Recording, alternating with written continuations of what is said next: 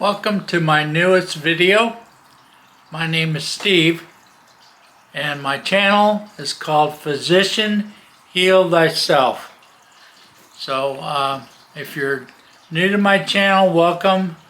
If you're coming back, I appreciate that and thank you for coming back. As always, I need to tell you I am not a doctor. All I'm doing is documenting my journey after 65 plus years to try and get my health back to where it needs to be. It's been about 4 to 6 months that I've really started researching and making changes in my diet, and I'm really seeing some great benefits by doing that. So I'm here today to share with you one of the things that I consider a great accomplishment. I asked a doctor a year and a half, 2 years ago, I don't remember exactly, but to please help me with some neuropathy in my feet. I was having occasional sharp pains. Of course, numbness has been ongoing for a while, but I was experiencing sharp nerve pains in my feet. So the doctor gave me a medication. He said, here, try this, this will help. And like always, I just trusted my doctor and said, okay, great, let's try it. I did experience a little bit of relief in the sharp pains, but really didn't take them away. And of course, it did nothing to help with the numbness that I was experiencing in my feet. The name of that drug, Cymbalta, and of course because of my medical insurance I was given the generic, which is called duloxotine. I think I'm pronouncing that right. So the name brand is Cymbalta. The generic name is duloxotine, and I was given right off the bat the thing, but it was a 60 milligram dose. I guess the medication comes as starting at 20 milligrams, the 30 milligrams, 60 milligrams, and all the way up to 120 milligrams is what I guess is considered maximum. And this is from my own research. So like I say, I encourage you to do your own research. So turns out, as part of my journey to restore my health, I found out that this was actually originally an antidepressant drug. And it's in a category called SNRI, which is a serotonin inhibitor. I don't know all the details of the chemistry, but it turns out, they found out, I guess, that it can help people with nerve pain. So it's sometimes given to people with diabetes, for neuropathy, fibromyalgia, other things that were not originally part of what it was intended for. This drug has been found to be helpful for those type issues. So if you will, it's called an off-label prescription, where it was given for something other than what it was originally intended for. So the 60 milligram dose is considered the maintenance dose, that once you're on it for, I don't know, 2 weeks or so, then you're kind of stable and you see the most benefits. Again, I encourage you to do your own research. I'm just relating some of the things I found out. Basically, how this drug works is it interferes with the serotonin level, and you can find out if you're interested how exactly it works. I'm not a chemist or a doctor, but supposedly it messes with the brain, the chemistry and balance of chemicals in your brain to suppress the serotonin levels in your brain or something. I'm not totally sure. But anyway, messing with your brain chemistry, it doesn't sound so good to me. So I decided I wanted to get off this. So I did some research. What are the side effects of just stopping this medication? So after doing some research of stopping the medication and reading about the withdrawals, I found out this is kind of scary. There's a lot of withdrawal issues. Some people experience what are called brain zap, which I guess are like shooting electrical pains that go through your brains. And I guess it's quite painful, and this can go on for, depending on how long you've been on this medication, the brain zaps can go anywhere from a week to months to finally go away. Some of the other things that are on there were restlessness, sleep disorders, nightmares. I read somebody who said they get tremors or spasms as your brain is kind of going through this, and you get muscle spasms. And of course they say the symptoms of the nerve pains can come back. So I continued to do research, and a couple of things I came across were some people recommended, and again you have to do your own research, that by taking some increases in your B vitamins, B12, folate, these can help with the withdrawal symptom. So what I decided to do was taper off. In the process of tapering, I doubled my vitamin B12 from 5,000 mcgs, micrograms, a day. I doubled up. I started taking 10,000 mcgs. I took it 5,000 in the morning, 5,000 in the evening. I also started taking folate. The folate I started taking was called optimized folate. It's a 1,700 mcgs a day that I was taking. So first off, I started by the capsules, the 60 milligram capsules I was taking of Cymbalta duloxotine. It's a little capsule that's full of all these little tiny beads, if you want to call them that.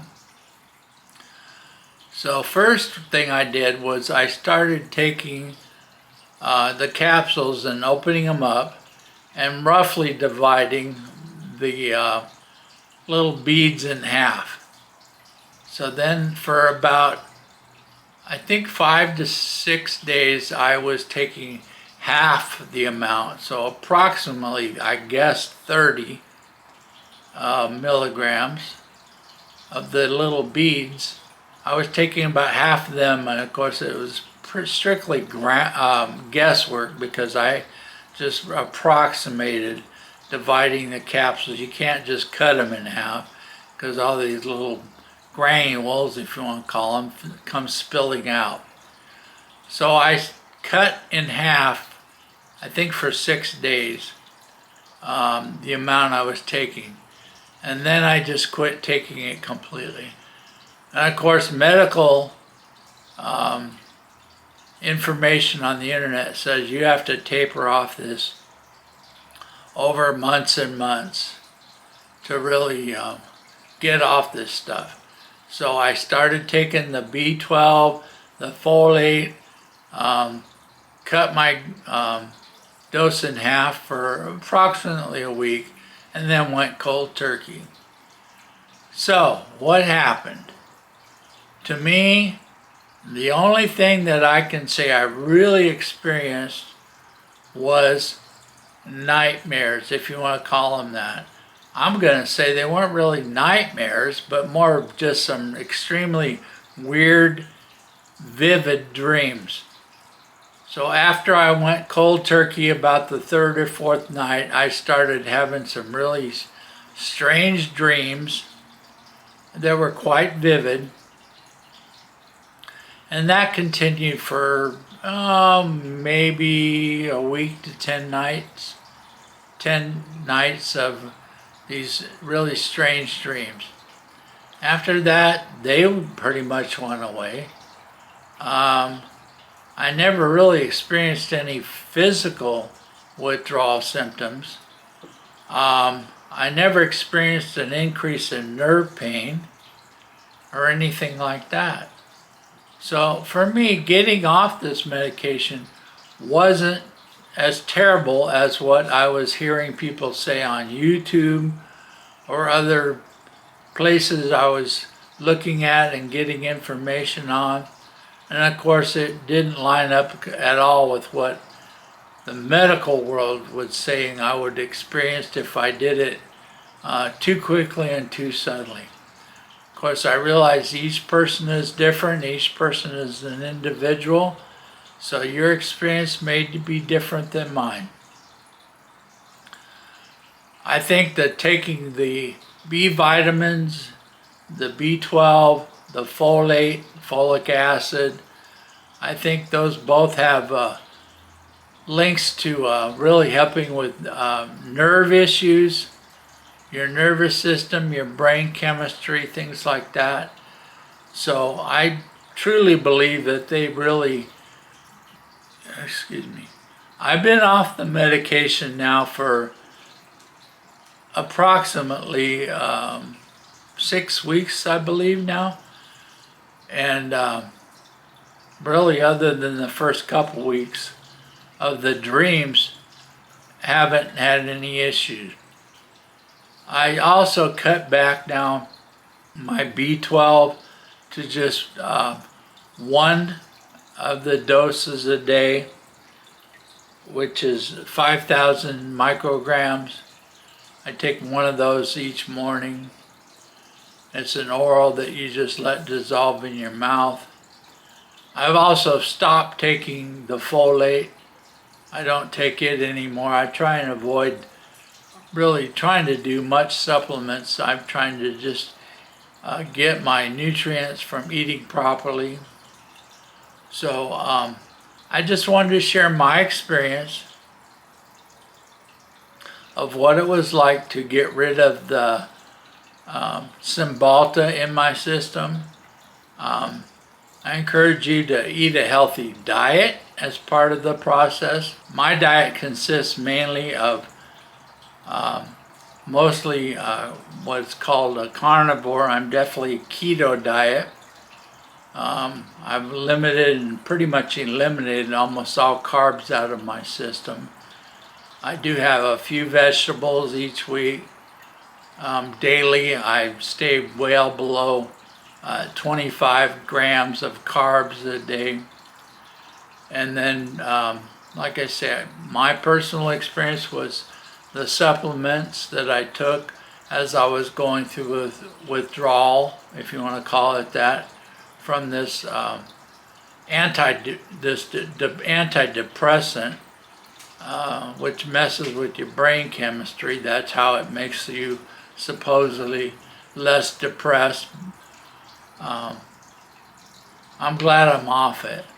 So I encourage you, if you want to get off that poison, chemicals in your brain, in your system, do your own research. Don't take what I say as anything other than my experience.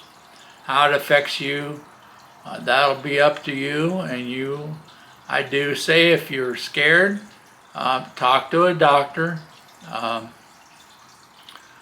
Not sure whether you get better advice from them or not. I don't know. I've learned not to trust what my doctors say anymore, for the most part, because in most cases I can figure out and learn more on the ways to heal my body better from my own education than what the doctors have, because their education for the most part just comes from drug companies that want them to push more pills. So anyway, do your own research. I hope this video is helpful and encouraging to those that want to get off all these drugs that your doctors probably have you on. They're just making money for the drug companies and are not they may claim to prolong your life, but are you living healthier as part of prolonged life? My goal is to live a healthier life. So anyway, that's my spiel for today, and I encourage you to like, share this video.